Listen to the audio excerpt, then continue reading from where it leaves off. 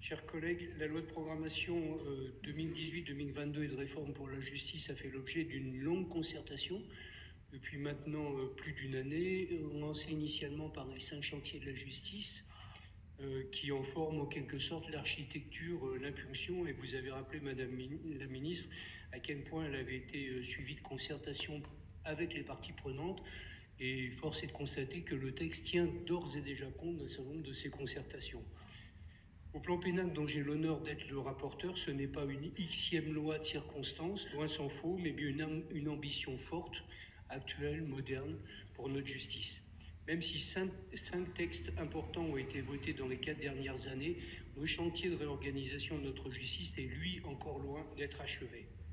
Notre protection contre le terrorisme et le crime organisé doit encore et toujours être améliorée.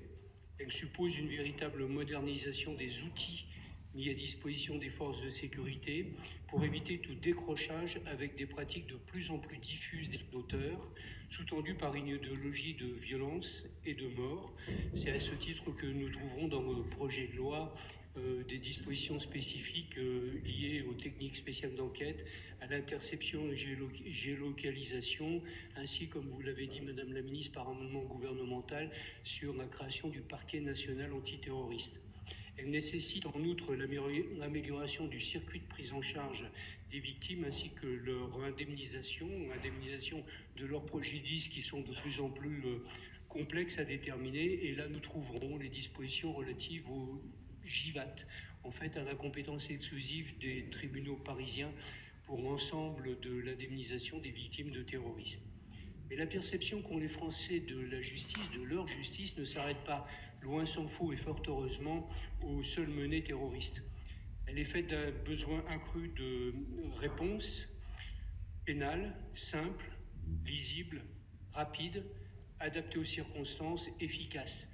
Et vous l'avez dit aussi, c'est la délinquance du quotidien qui intéresse au quotidien de nos concitoyens. C'est un besoin de justice qui, en réalité, doit marcher, doit être équilibré entre la nécessaire répression des comportements déviants, y compris les petits comportements déviants, et la protection intime des libertés individuelles. Les acteurs professionnels de la justice n'ont finalement pas d'attente différente de celle-ci. L'efficacité du système, la pertinence des mesures, la modernisation des outils sont autant de signes d'évolution souhaités, attendus, espérés. C'est pour répondre à cette grande ambition que le titre 4 de la loi engage une réforme structurelle de la procédure pénale, dont les dispositions se sont particulièrement complexifiées au fil du temps, au fil des lois qui se surajoutent les unes les autres, sans toujours penser à remettre les éléments de coordination qui sont absolument nécessaires à la bonne compréhension des textes. Mais il ne s'agit, et vous l'avez dit Madame la Ministre, vous l'avez d'ailleurs rappelé à plusieurs reprises, à diverses occasions, de la veille du grand soir de la révolution procédurale que certains pourraient appeler de leur vœu. Mais que l'on ne s'y trompe pas. La lecture attentive du projet de loi recèle de très nombreuses dispositions de nature à opérer le changement attendu et générer les simplifications dont les Français ont besoin. Je pourrais faire référence, bien sûr, vous l'avez fait, à la plainte en ligne, l'accentuation des amendes forfaitaires, la capacité de recours à un juge unique et bien d'autres dispositions. Tout autant que les professionnels eux-mêmes, liés à l'harmonisation des règles de procédure, l'amélioration des cadres d'enquête.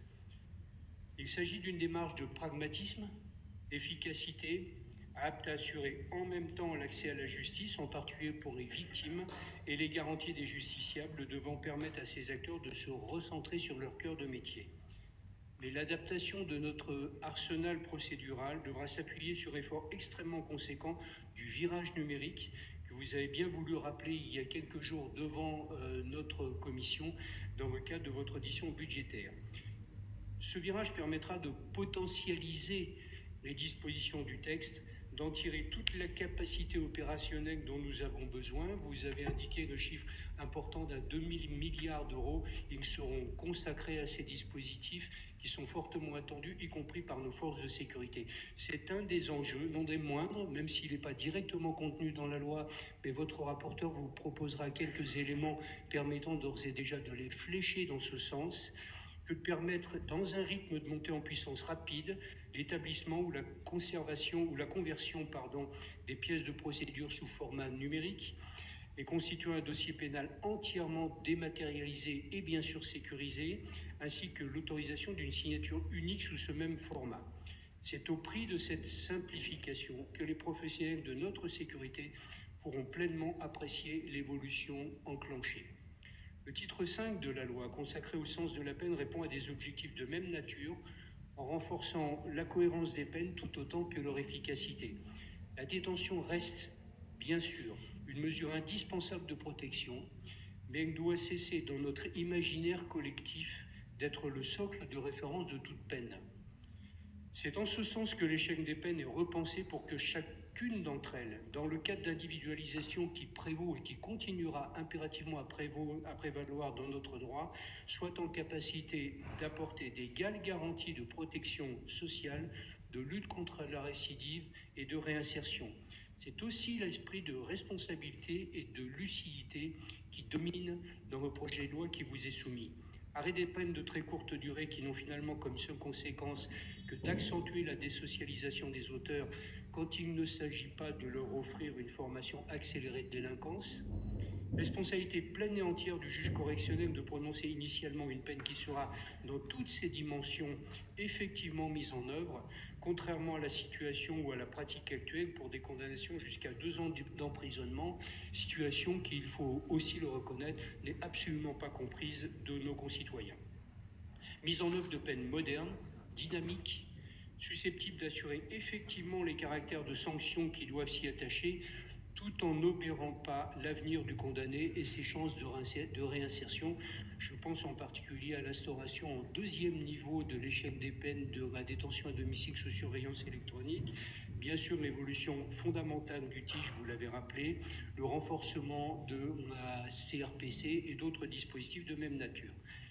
Mais la clarté de la peine et son effectivité ne peuvent se concevoir sans les modalités matérielles et financières de leur mise en œuvre. C'est le sens du programme ambitieux de construction de nouvelles places de prison intégrant la diversification des établissements pénitentiaires auxquels vous avez bien voulu faire référence, de centres éducatifs fermés, une vingtaine pour les mineurs, de l'augmentation tout à fait remarquable, mais je ne reprends pas les chiffres qui ont été largement évoqués dans ce contexte, de maîtrise budgétaire, des moyens techniques et humains consacrés à la chaîne judiciaire. La loi de programmation répond pleinement, selon moi, aux nécessités exprimées, à l'ambition d'une justice rénovée. Bien sûr et d'une manière générale, bon nombre de dispositions de la loi ont déjà fait débat au Sénat et méritent d'être expliquées, reprises, sans doute encore amendées comme le Sénat a pu le faire et comme nous aurons à le faire. C'est l'exercice même de notre démocratie. Il se poursuivra devant notre Assemblée et le volume d'ores et déjà des 1000 amendements déposés en commission des lois, au-delà de la technique parlementaire et des strictes postures, est assez révélateur de cette richesse.